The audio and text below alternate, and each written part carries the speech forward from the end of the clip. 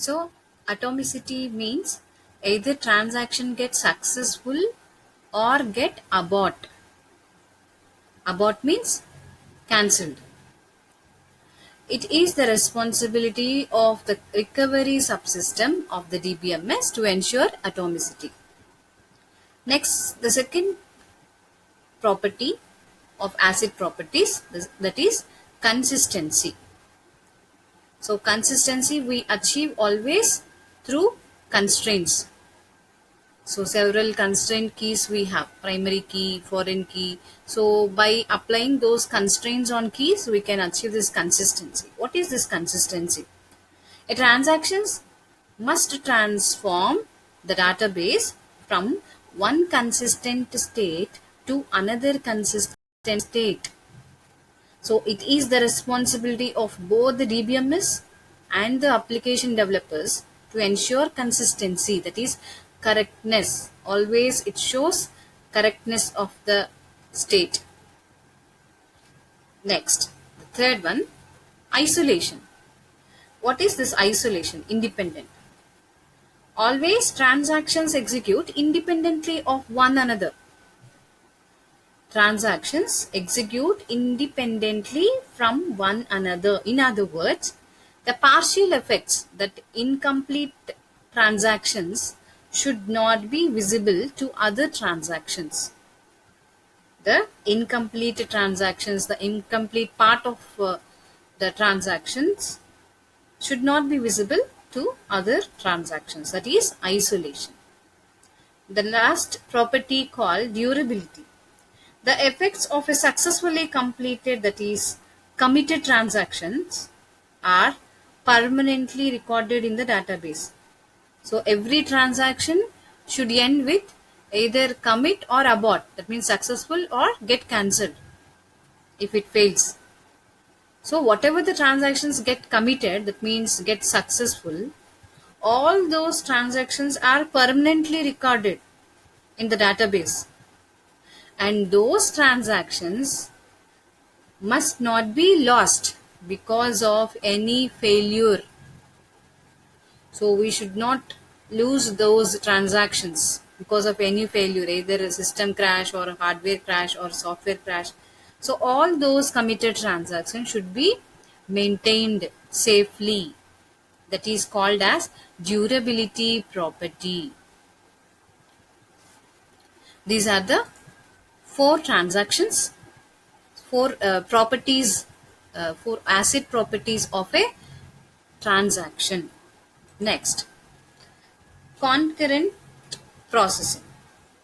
What is this concurrency? See the definition. So actually in real time, multiple transactions are going to be executed simultaneously, that is at a time. For example, if we take online banking, throughout the nation, there will be multiple transactions are to be executed. But while executing the simultaneous or concurrent transactions, there should not be interference or conflicts among transactions. So see the definition here. The process of managing simultaneous operations on the database without having them interfere with one another. Let us see what is the need of concurrency control. So this is the actual definition of concurrent process. Concurrency means, what is the need of concurrency control in real time? So a major objective in developing a database is allowing many users to access data concurrently, that is simultaneously. So concurrent access is easy if all users are only reading the data. If everyone accessing only their account balance, that is there will be no problem. That means if multiple users are accessing their accounts and just viewing their balance, then that is called as reading.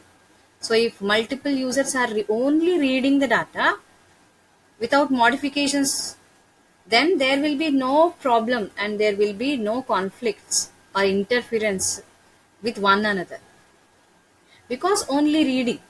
But If concurrent access contains writing the data, that means any updations or modifications on the data, then there may be interference that can result in inconsistency, incorrectness. So there may be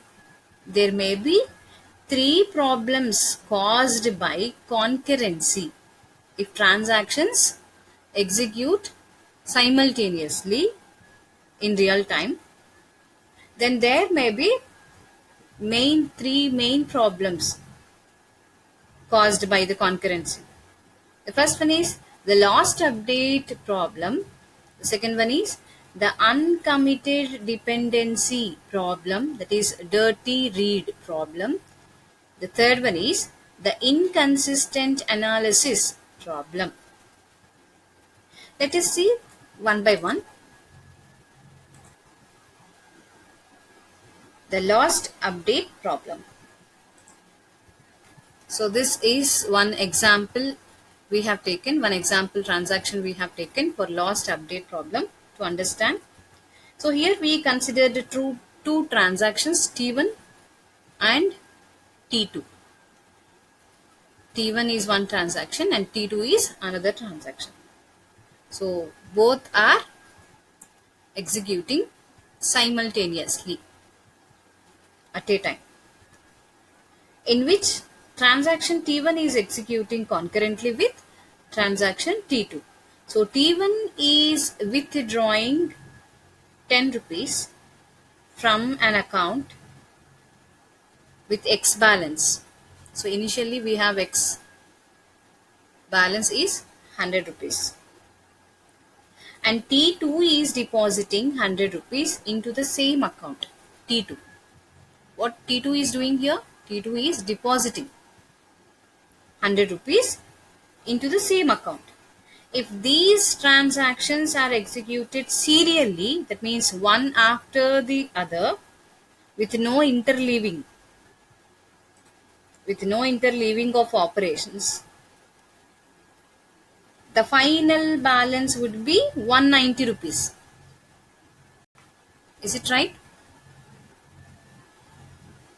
So if we deduct the 10 rupees from 100 by the T1, then it should be 90. And then again we are adding by the T2 transaction 100 rupees. Then 90 plus 100, 190. So if transaction T1 and transaction T2 execute serially, that means one after the other, after completion of T1, if T2 starts, then that is called as serial execution. So what is the actual result we should get if by the execution of these two transactions? 190 rupees. Let us see if transactions will execute concurrently, not serially. So we are executing these transactions parallelly, that means simultaneously. So what happens we are seeing now if they execute concurrently, how it would be. So transactions T1 and T2 start at nearly at the same time. So at time T1, second transaction starts. So first T2 starts, and at time 2, first transaction T1 begins and read the balance 100 rupees. At time T3, T1 reads the balance from X, that is 100 rupees. Read, it is accessing. Read means accessing. At the same time, T2 increases balance by 100 rupees to 200. Okay. Store the update temporarily in the database. So it reads the 100 balance, 100 plus 100, and it is showing, so it is storing that 200 into this balance account temporarily. Still we are not written any write command at time T3. At time T4, transaction T1 decrements its copy of the balance by 10 rupees to 90 rupees. So it reads the initial balance 100 rupees and deducted 10 rupees, and we have 90 rupees now presently temporarily. and stores the value in the database. At the same time, transaction T2 use the write notation to update the balance which it stores in this previous operation. That is which value? 200 value. So first it reads the 100 and then 100 plus 100. It is storing into balance temporarily 200, and that we are updating by using write notation at time T4. Next, at time T5, transaction T1 updating the balance 90 rupees by using write operation. So here, what is this temporary value we have in time T4? 90 rupees. So that we are updating through the notation called write at time T5. And overwriting the previous update. So here again the balance final by the T1, by the transaction T1 at time T5. So we are overwriting the previous balance 200 to 90 here.